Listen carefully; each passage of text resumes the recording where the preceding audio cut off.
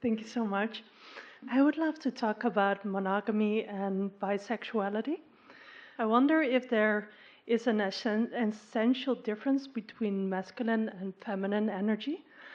I do experience that, what makes me bisexual, but I don't know if that's just made up or if it's real.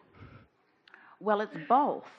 From a non-physical vantage point, there is some of all of it in all of you. But for obvious practical reasons, like the continuation of your species, Yeah. you find some specific preferences. Yeah, sort of. But when it comes to women, I'm into very masculine women, but I also appreciate men. So do you eat the same thing for breakfast every morning? Are you allowed to choose? And do you need permission to choose? And does everyone need to choose in the same way? no, but And so I have the experience that I am monogamous, so that makes it a bit complicated, maybe. in the early days of our conversations together, we talked about perception. And that's the thing that we most wish to draw your attention to, because it's all right for you to perceive however you are perceiving. If you're asking questions such as, how does non-physical feel about that? We say, you are an extension, and whatever it is that you're playing out here, non-physical has no resistance about. And so what is it you are asking of us? Are you asking us if your thoughts are real? Yes. What are you asking of us? What I wonder about if there is like an essential difference between masculine and feminine energy. Like, not so much like men and women. Let us put it to you in this way. Apart from the specifics of the conversation, energy is the currency on which intention is played out. And so the energy or the stream is flowing to all kinds of different intentions. Let's start with the subject of momentum and how a thought can be very general and then become more and more specific. And so when you use a thought like energy, you're stepping back into the more general place. Does that make sense to you? It does, yeah. Does that answer your question enough? No, not so much, because I wonder why I'm attracted to both. Can it be in one person? Because of what I think I'm monogamous, so that makes it, I'm good at manifesting love relationships, but I have like very short love relationships because then I want to go on to somebody else. Well, whether we are talking about the specific subject of some preference in sexuality or not, the thing that we think is at the root of your question is, do you have the ability to choose? And more important, do you have the ability to line up then with your choice?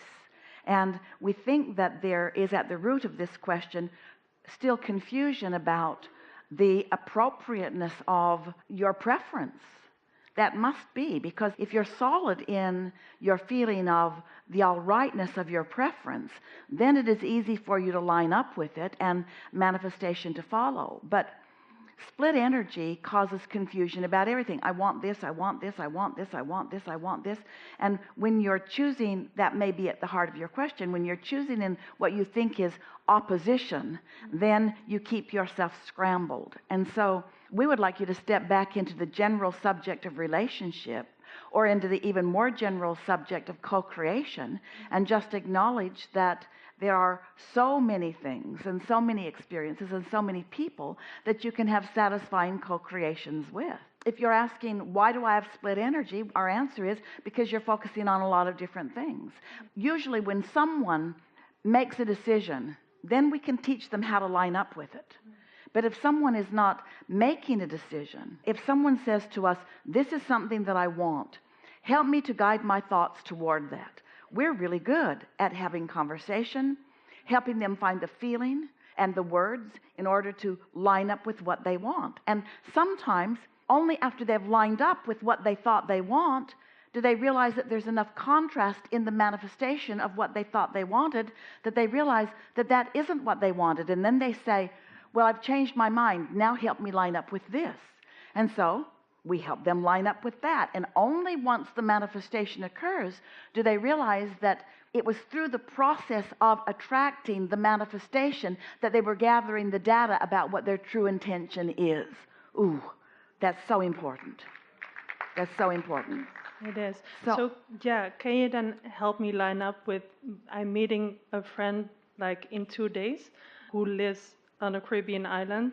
We've been together like over 15 years ago when we were really the ones for each other, but I wasn't ready for him.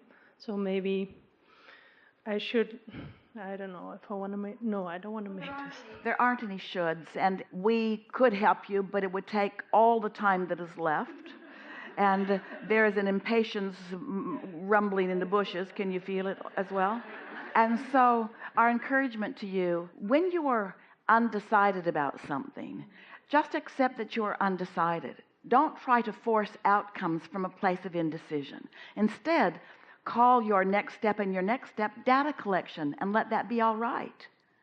It's all right. Much of life is the collection of data. Much of life is the gathering of experiences for the forming of preferences, you see. Enough? Thank Really you good. so much. Really good.